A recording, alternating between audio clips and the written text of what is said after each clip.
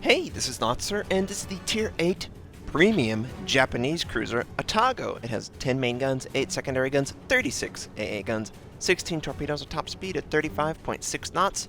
Total hull, 40,100. For my modules, reduce crit chance on main battery, increase AA range, reduce flood and fire chance, faster rudder shift in concealment. For my commander, situation awareness, faster traverse, lower cooldown on damage control, advanced firing training, and concealment expert. This is my first captain with at least 15 points. The Atago is a great ship to try this particular strategy out. It has the ability to outrange its torpedoes. So you could theoretically stealth attack, but unfortunately, there's an enemy destroyer on the western side of Two Brothers, scouting our position. He is within 9 kilometers of us. We can't see him, obviously, and we are currently taking fire from multiple sources who can definitely see me, so at least 3 ships. And the enemy destroyer is spotted, enemy Colorado. Another enemy cruiser, 2 enemy cruisers, an Atlanta. The plan at the time, send out torpedoes concentrated on the indicator to destroy the enemy Atlanta. We couldn't get the front in time. We have to avoid all this fire we're taking. Friendly Pensacola is headed straight forward. Don't know why he didn't immediately try and turn around. He is a brave soul, and I'm going to miss him. In these scenarios, you just have to recognize there is a no-win scenario. Oh, and we're about to run into the island. Hard to port, slow down. Our torpedoes were meant for the Atlanta, so this Cleveland should safely pass by unless he's changed something crazy. We're still firing HE. We're still hoping that we can set him on fire. And oh, we barely got by this island. Thankfully, we are able to avoid it, but those torpedoes are unsuccessful. The Cleveland is half health. Friendly Pensacola dies.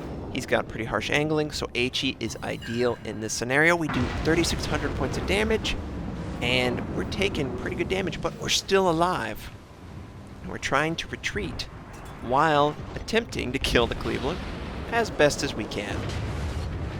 Now, he's shown a lot that possibly would have worked with AP, but I felt like he wanted to try and avoid dying as much as he could. He had a fire previously. He used damage control on it, so this fire is sticking, and it should be the nail in his coffin. It should kill him. Yes! Enemy Cleveland completely destroyed. The enemy destroyer is coming around the island, and we're going to try and engage him. This destroyer should not be doing this. The Hatsuharu! It's a Tier 7 Japanese destroyer. While I was leveling it up, I felt pretty mediocre about it. They nerfed the Minikaze. The Mutsuki received a little bit of buff. The Hatsuharu received maybe a slight buff, if that. They really need to just focus on 6 through 8, roughly, to get the power up just a little bit. They feel a little weak. But he's retreating, of course. There's another enemy destroyer on this flank. I think it's a different Hatsuharu. It could be the same one. Yes, they have 2 Tier 7 Japanese destroyers and probably a Soviet destroyer just based on the size of the vessel in the icon window. I would really love to get a nice clean add-on that basically overlaid the names over these icons. I don't want anything to swap out. I just want them to overlay a clean name for these ships. If anyone knows anything that keeps it very clean and nearly identical to the default with just names added, please let me know. It is important. Everyone should understand who I'm going up against, but all the mods that I see are very, very loud, I'll say. Just huge icons. They stand out too much from the default UI. So we're retreating. This is obviously an attack path for multiple enemy ships. There's only me and a friendly battleship on this flank, and we're still spotted. So a destroyer is headed this way, and he's within 9 kilometers, but he's not as close as 6 kilometers. We fire on the enemy battleship. We try and aim above the hull so it'll hit the superstructure and cause a fire, but we lead the slow turtle that is the Colorado. It's just super slow. You can't lead it as much as high-tier US or Japanese battleships. So we have adjusted our lead. Enemy destroyer got too close to the friendly New Mexico. We're going to try and get around the island and take out the destroyer. I will immediately switch to a target that is within range. The destroyer especially is a very, very, very soft target to a cruiser. You should hopefully try and aim and kill enemy destroyers that are within reasonable range. If you don't have the experience to hit them at 12 kilometers, wait for 10, wait for 9, wait for 8, until you feel comfortable taking them out. And yeah, we do 3,000. Until you feel comfortable in a particular range to engage a destroyer, don't do that then. Engage a target that's slower, easier to hit, blah, blah, blah. But if you can take out a destroyer, you can see how fast we take this guy out.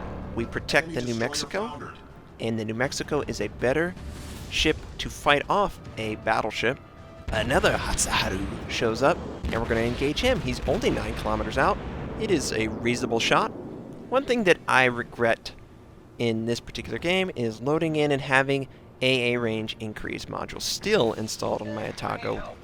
I really would probably get the accuracy module just because it's so rare to see carriers, and when you do, it doesn't feel like they want to get anywhere near you now. Torpedoes to port. The enemy destroyer sends out torpedoes at the New Mexico. He's basically dead. Either the torpedo's going to get him, or he's going to flood out. Yep, he dies.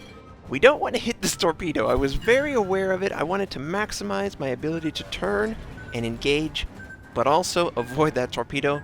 I'm it. I'm the only target on the western flank. It's me and then an aircraft carrier. The eastern flank has had very little success.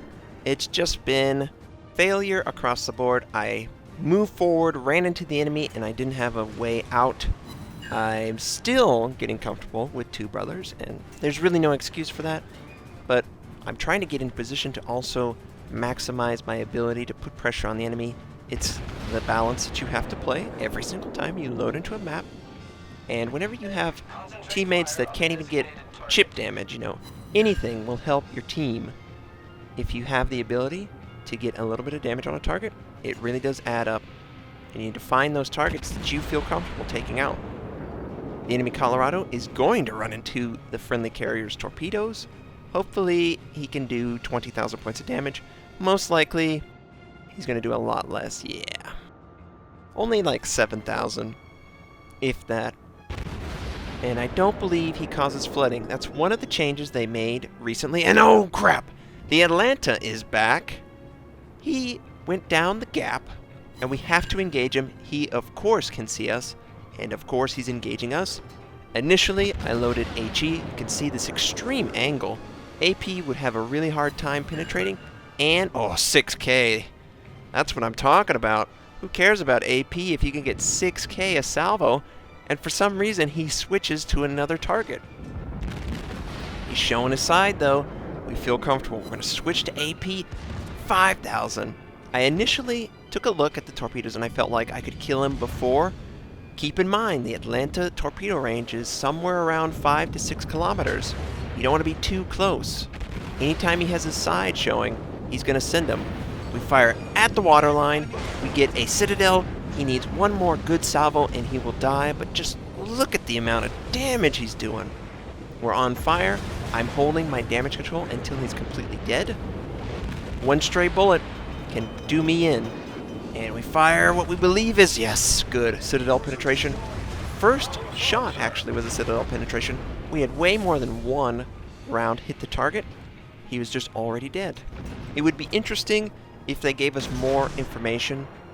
I would love to know successful shots on target, and I hold my torpedo. I see the friendly out of the corner of my eye. Another destroyer, and we're gonna boop. I believe that is the Tier 7 Soviet destroyer, the Kiev. Russian pronunciation, by the way. I'm trying to role play a little bit. I would love to do like just a game of pirates or something. This is, of course, a great game for some mini mode where you're just celebrating different naval stories, different eras, different lore. They have a special space mode for, I believe, April, and I can't wait to see that. I was a total noob when they did it initially, and I can't wait. It's so much fun. Enemy Mayhan We're engaging the target. He shows his full side, which I wouldn't recommend, but he's trying to maneuver away from us. But he's in the kill shot, okay? This is an easy shot, and we take him out. 2,300 points of damage, but it's still really, really uphill battle. I noticed that the friendly aircraft carrier is having a little bit of trouble, so we're going to try and assist with a little bit of AA. AA's not terribly good on the Atago. If I had to critique it, I would say the AA is probably the weakest link. You can't really rely on this ship to provide any real cover. It feels like a stock Japanese cruiser or possibly even a Soviet destroyer kind of AA. It's all right. It'll get you by, but when you really need AA, you got to pull that US cruiser. We're engaging a half-held Colorado, aiming above the hull so it will smash into the superstructure. We also trying to be in range for our AA to effectively attack the torpedo bomber, but an enemy Hatsuharu is in the area trying to go after the friendly aircraft carriers, so we're going to try and take him out. He's well within effective range. This guy is easy as long as we aim correctly. And we do 3,500 points of damage. He pops his smoke. That's the only issue here. Are we going to get another chance? Long reload. I think he's come to a complete stop. Friendly would have to get within 2 kilometers to spot him. He sends out enemy torpedoes. Ah, dang it! And the enemy Colorado gets a great shot, takes out the rest of my health, and friendly Hatsuharu is going after the Colorado. It looks like his torpedoes are in the water, and they will make contact. Will all 3? Oh, one drops off short. He lands 2 of them, and is he going to die to flood? No, he is actually using his heel. While this is going on, the friendly destroyer protected the friendly aircraft carrier, and he took him out. So this is the only threat right now in the area. Just look at the pathetic rate of fire on Japanese destroyers. It really does feel like a completely different ship compared to US destroyers and Soviet destroyers. But this guy is so close to dying. His heel is done. He is on fire, and he will eventually die to a fire. Oh, he avoids it. Good, good. They take out the enemy Colorado. Now there's only 3 friendly ships up. One of them is an aircraft carrier that is very, very low. Is he going to survive? No. The aircraft carrier is taken out. Now we switch to Star Fox's destroyer. He has nearly full health, and he's in a fantastic ship. He has 3 kills. Between him and myself, we have all the kills for our team. Yeah, one of those games, right? One of those games. If the 10 other ships would have gotten 1, maybe 2 kills, the game could have played out completely different. Unfortunately, the game was a stomp outside of my ship and Star Fox's ship. We really kept the team in the game, and whenever you do something like that, you feel great, but you also feel a little depressed because no matter how much effort you were able to put into the game, your team still lost. So initially, I felt like at least the western flank completely overextended for the ability to avoid damage. If you are going to push the tempo of the match, you need to be able to effectively angle your ship and retreat. You don't need confirmation of the entire fleet to realize you're overextending. I overextended bad. I took a lot of free damage that I shouldn't have. I should put myself in a position to better understand and set a better example for everyone that you want to be aggressive, but you don't want to be stupid. You don't want to be so aggressive that you throw away your ship.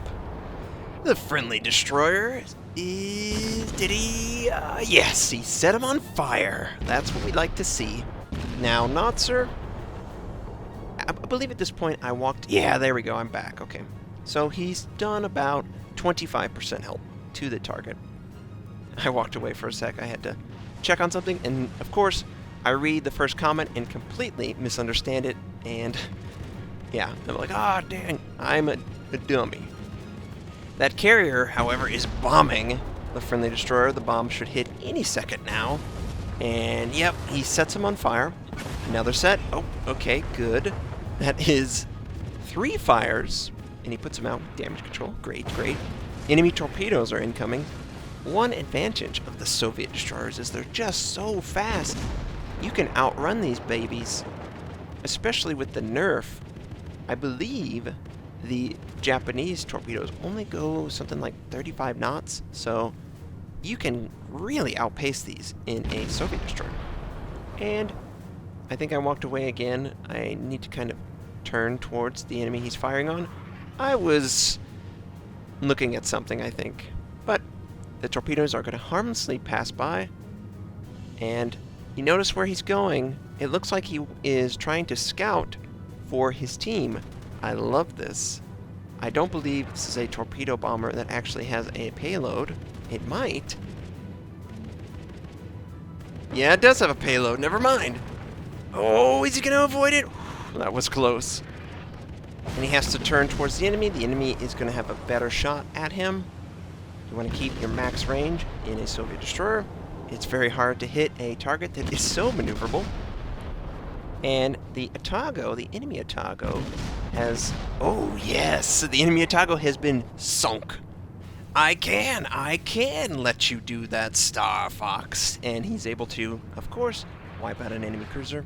Now he just has to take out 4 enemy ships by himself. Yeah. Good luck with that. He's engaging an enemy cruiser right now. Enemy battleship's also there, and it's just... He's delaying the inevitable, hoping that the friendly can do something. Maybe capture the base.